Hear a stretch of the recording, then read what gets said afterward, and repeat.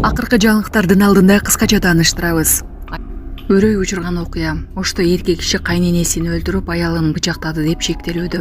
Ырчы Толгонай Арзыкеева кош бойлуу экенин ачыктады. Азыр биз могул жерден өтүп баратып байкадык, могул жерде карагычы бүт чөгүп атыптыр я. Ушулар жана башка кабарлар. Видеого лайк басып, каналга каттала кетиңиздер. Өрөй учурган окуя. Ошто эркек киши кайненесин өлтүрүп, аялын бычактады деп шектелүүдө. Оштун Кара Суу районунда жаран кайненесин өлтүрүүгө, аялын уруп сабоого шектелип кармалганын билдирди. Ош облустук милициясы билдирди. Окуя боюнча 20-июнда милицияга маалымат келип түшкөн. Окуя болгон жерге ыкчам тергөө тобу барган кезде Маады айыл аймагынын тургуну үйүндө аялы менен кайненесин уштуу нерсе менен сайганын, натыйжасы аялы денесинен жаратылып ооруканага жеткирилгени, ал эми кайненеси окуя болгон жерде каза болгондугу маалыматта жазылган.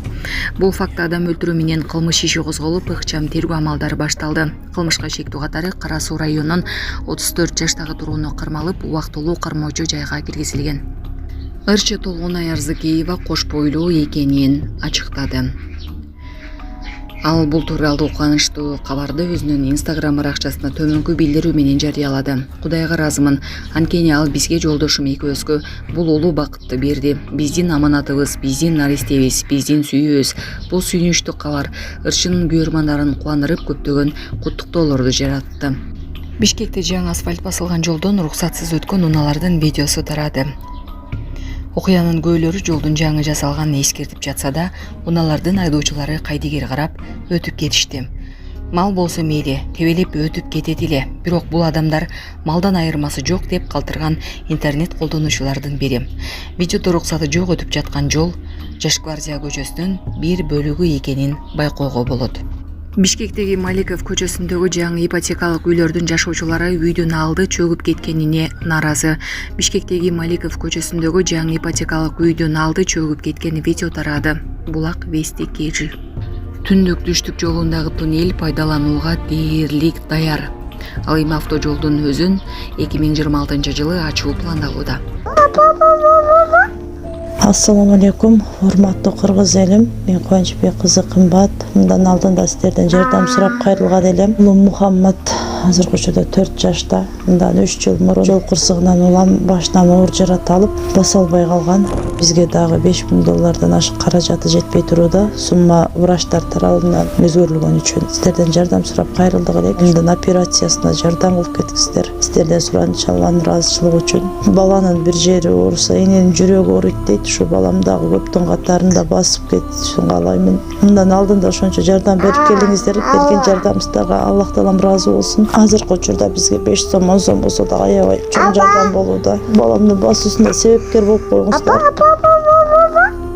Жардамга колун сунам деген мусулман бир туугандар. Реквизит номерлер Мбанк Кымбат К деп чыгат. 3197 аягы. Ошол эле номерди ойденги бар баланс кылып салам дегендерге, Россия өлкөсүнөн котором дегендерге Сбербанк бар. Самаган деп чыгат. 0600 өзүмдүн энем азыркы учурда Россия өлкөсүндө мигрант болуп иштеп жүрүүдө. Жардамыңыздардан Аллах таала ыраазы болсун. Буга чейинки жардамдарыңызды дагы алып жатабыз. Верховный лидер Ирана Аятолла Али Хаменеи этнический азербайджанец. Значит, он из тюркской языковой группы, из кыргызской языковой группы. Президент Ирана Пезешкиан тоже этнический азербайджанец. Значит, он тоже из тюркской языковой группы, из кыргызской языковой группы. Значит, на этой войне Израиль, Иран, мы, кыргызы, должны поддерживать сторону Ирана, хотя бы своими молитвами. Если не верите сказанному мною, то покопайтесь в интернете. Достаточно материалов на ютубе, в гугле, что они этнические азербайджанцы. Али Хаменеи и Пезешкиан. Вообще-то национальный состав Ирана, там 90 миллионов населения.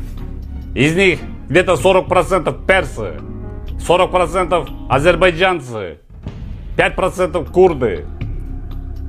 Там есть и туркмены, талыши, малыши, в общем, такие националисты пошли, да, в общем.